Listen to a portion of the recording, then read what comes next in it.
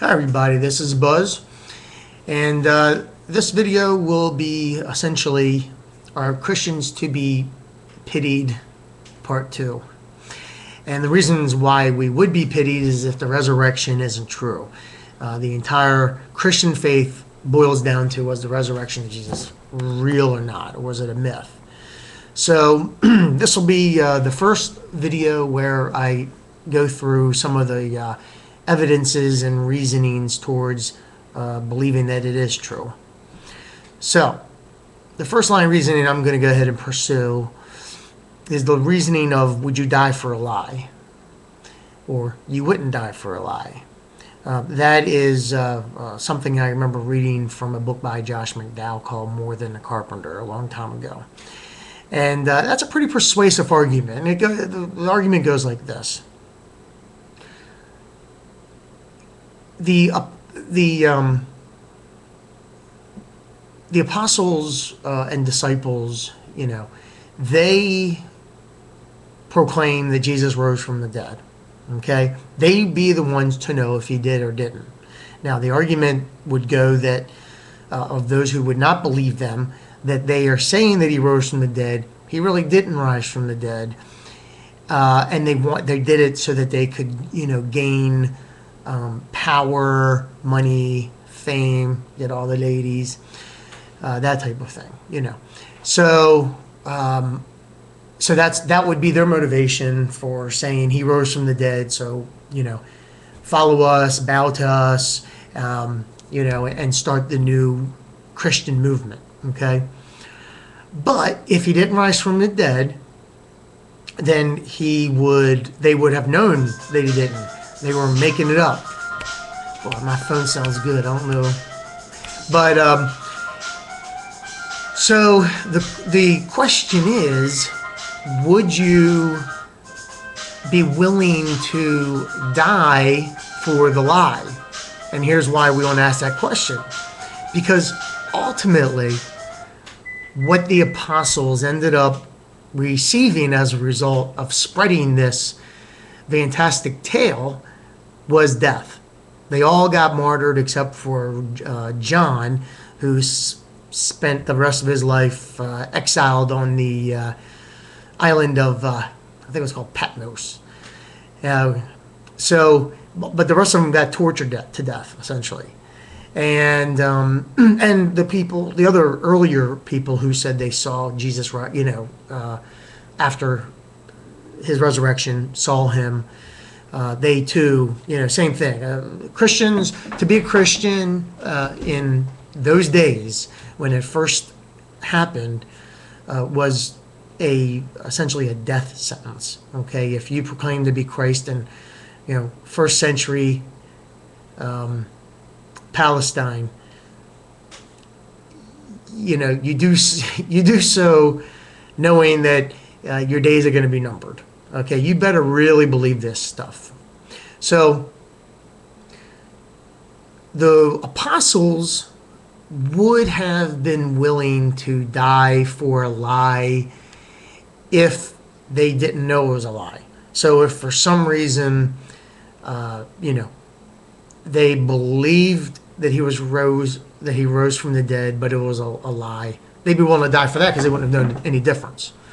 Okay, so what are the chances that those guys were deceived into believing he rose from the dead, but really didn't? I don't see that as being a high probability, as they're the ones who said, we saw him. So they went ahead and said, we saw him, and they went from being cowards. I mean, again, Jesus got killed. I mean, this is, on the human level, their spiritual leader, who they had been following and, bought into his whole message, was up on a cross, mauled, mutilated, and killed. Okay? They all ran and hid because they knew they were next. So, why did they change to all of a sudden be willing to be martyred and die? What was the event that changed that? Because they clearly didn't start off that way. They were cowardice. And the Bible's very clear about that. And that's from their own, message. Yeah, we were cowards. So what was the event that all of a sudden had them do a 180?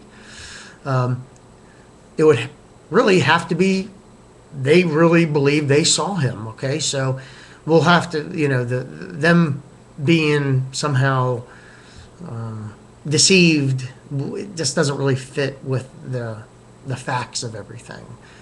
They claim to be kind of the first-hand account of we saw him. Okay, so what would be the other thing? The other thing would be, you would die for a lie. Well, I mean, I guess the bottom line is you're never going to be willing to die for a lie if you know it's a lie. You would do the lie up until the point that the sword was put to your throat, or the kerosene or gasoline was being, poured over top of you and the guy with the torch is, 20 feet away heading your way, right? At that point, and they're saying, hey, all you got to do is tell us that you were kidding and you were lying and you get to live and, see another day here. But they didn't do that. They went down with the ship. You would not go down with the ship if you knew it was a lie. The gig's up. It's time to come clean and live, And of course, the other thing is before they died, all the apostles and early disciples, they lived a life of being persecuted. It was a persecuted life. They were beaten. They were hitting. They were stoned. They were exiled. They didn't walk around with a lot of money. It was a hard life. So these early followers volunteered to do a very hard life that was probably going to end in their death. I mean, that's what they volunteered for.